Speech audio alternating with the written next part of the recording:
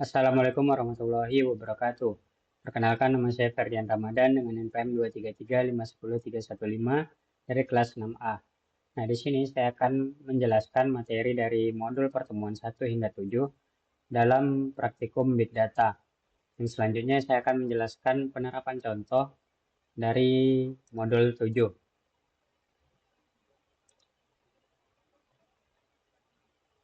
Nah, kita mulai ke modul yang pertama, yaitu pengantar ekosistem Big Data dan PySpark dasar. Nah, data akan menjadi big data jika memenuhi karakteristik 5V, yaitu volume atau ukuran, kemudian velocity yang merupakan kecepatan, kemudian variety, keberagaman format data, kemudian veracity, tingkat keandalan, dan value, kemampuan untuk mengekstrak insight. Kemudian untuk memproses big data, kita bisa menggunakan Apache Spark, yang arsitekturnya itu memakai master worker, kemudian membagi sumber dayanya itu ke beberapa worker node dan menyimpannya ke dalam memori seperti RAM dan lainnya. Nah, Apache Spark itu bisa memproses big data di in memory sehingga membuat Spark ini menjadi sangat cepat.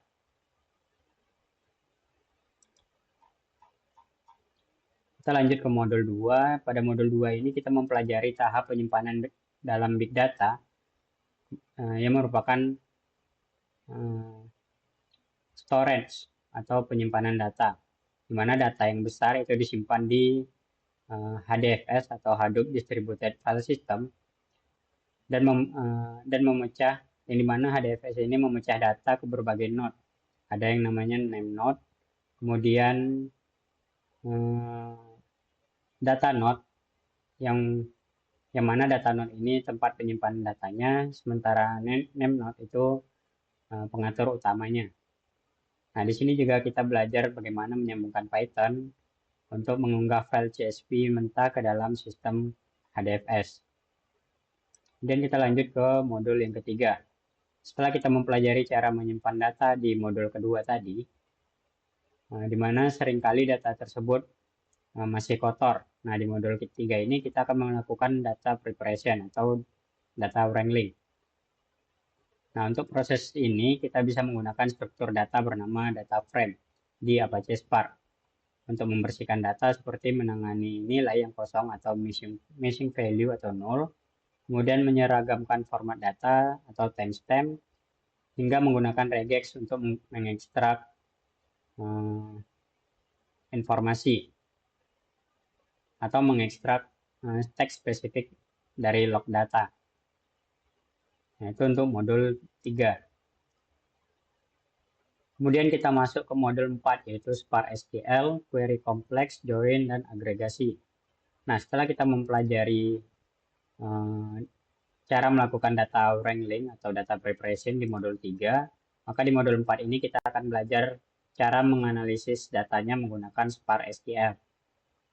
Nah, Spark SQL ini memungkinkan kita untuk mengeksekusi query SQL berstandar ANSI pada dataset terdistribusi yang berukuran sangat besar hingga petabyte.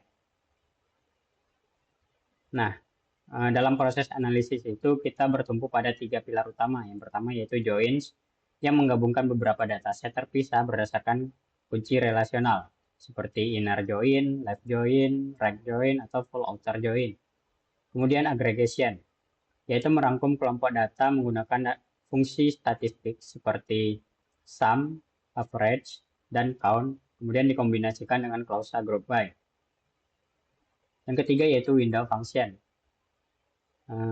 yang melakukan perhitungan analitis di atas kumpulan baris data atau jendela yang masih memiliki hubungan dengan baris data saat ini tanpa mereduksi atau menyusutkan jumlah baris output. Itu contohnya bisa menggunakan rank, kemudian dense rank, atau fungsi navigasi data seperti lag. Nah, itu untuk modul 4. Dan kita masuk ke modul 6, yaitu optimisasi kinerja dasar dari Spark SQL. Di mana di sini terdapat 4 konsep utama atau 4 konsep kunci dari optimisasi dasar ini. Yang pertama yaitu execution plan dengan explain, di mana katalis optimizer itu menyusun rencana eksekusi seperti logical dan physical plan sebelum memproses data. Mirip seperti GPS yang mencari rute tercepat. Nah, itu untuk execution plan. Kemudian caching dan persist. Itu untuk menyimpan tabel yang sering di-query ke dalam RAM, sehingga menghindari pembacaan berulang dari hard drive yang sangat lambat. Kemudian partitioning, yaitu memecah proses data ke beberapa node. Ini digunakan untuk merombak ulang partisi secara merata atau full shuffle, dan call length ini digunakan untuk mengurangi jumlah partisi secara lebih efisien. Kemudian data format, itu ada Parquet dan CSV, di mana CSV itu bersifat row based atau baca baris per baris, sedangkan Parquet itu bersifat kolumnar atau kolom yang memberikan kompresi lebih kecil dan eksekusi query agregasi yang jauh lebih cepat. Nah, sebelum praktik itu kita harus memastikan environment PySpark itu dikonfigurasi dengan benar di VS Code atau Jupyter Notebook. Nah, itu yang kita pelajari di modul 6. Kemudian di modul 7 itu kita mempelajari konsep dari NoSQL yang merupakan alternatif dari data relasional yang telah dipelajari di Hadoop dan Spark SQL sebelumnya. Nah, untuk memproses data semi terstruktur atau tidak terstruktur, itu kita bisa menggunakan arsitektur NoSQL. Software yang bisa kita gunakan untuk NoSQL ini yaitu MongoDB, yang dimana MongoDB ini akan menyimpan data dalam bentuk tabel, bukan dalam bentuk tabel melainkan dalam bentuk dokumen JSON atau binary JSON. Kemudian keunggulan MongoDB dibandingkan RDBMS, yaitu yang pertama sifat schemaless, itu di mana kolom dan tipe data tidak perlu ditentukan di awal, dan tiap dokumen bisa memiliki atribut berbeda. Kemudian yang kedua yaitu data representation, di mana MongoDB ini merepresentasikan datanya itu secara fleksibel karena array dan data bersarang atau nested dokumen itu dapat disimpan langsung dalam satu dokumen tanpa perlu banyak tabel dan operasi join seperti di RDBMS. Kemudian yang ketiga yaitu perbedaan terminologi.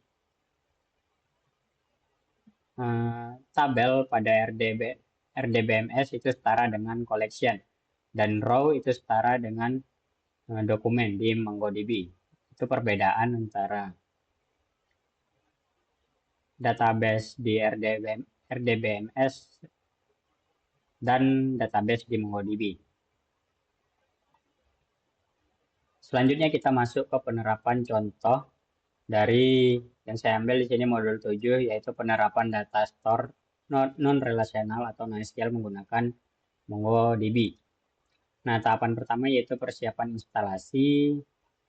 Di sini kita menginstal library PyMongo, kemudian menghubungkannya ke server MongoDB di port 27017, dan membuat database baru di sini yaitu bernama toko online DB, serta membuat tabel atau collection yang bernama transaksi. Nah, itu untuk persiapannya. Kemudian kita masuk ke proses yang pertama yaitu operasi create atau insert data dengan nested dokumen dan array. Nah, atribut daftar barang di sini kita buat menggunakan array karena satu pembeli itu bisa membeli banyak barang sekaligus. Kemudian detail pembayaran di sini saya menggunakan struktur nested dokumen, di mana di dalamnya terdapat metode atau metode pembayaran, kemudian total belanja dan status. Kemudian proses yang kedua yaitu proses operasi read atau find data dengan filter spesifik. Nah, kasusnya di sini saya ingin memfilter atau mencari transaksi e-commerce yang total belanjanya itu di atas 1 juta. Nah, karena atribut total belanja itu ada di dalam uh, nested dokumen pembayaran, maka kita menggunakan notasi titik atau dot notation dan menggabungkannya dengan uh, simbol GT ini atau greater than atau lebih besar dari. Maka jika dieksekusi, sistem akan memunculkan pesanan milik Habib dan Wahida. Mana total belanjanya di sini milik Habib itu ada 8.500.000 dan milik Wahida itu ada 12 juta. 1.200.000.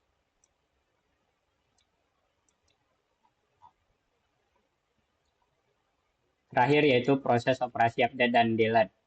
Nah, untuk operasi update, ini kasusnya yaitu saya menambahkan barang baru ke pesanan Paris. Nah, kita bisa menggunakan perintah update one dan operator push agar barang baru tersebut masuk ke array daftar barang. Nah, untuk delete itu kasusnya saya mencoba menghapus transaksi milik Wahida dengan perintah delete one. Nah, outputnya di sini kita bisa melihat bahwa pesanan Wahida Imam itu sudah terhapus dan barang milik Faris itu bertambah 1, yaitu penggaris besi. Nah, sekian penjelasan dari materi pada praktikum Big Data dari modul 1 hingga 7 serta penerapan contoh pada modul 7 yang bisa saya jelaskan. Lebih kurang saya mohon maaf. Saya akhiri. Wassalamualaikum warahmatullahi wabarakatuh.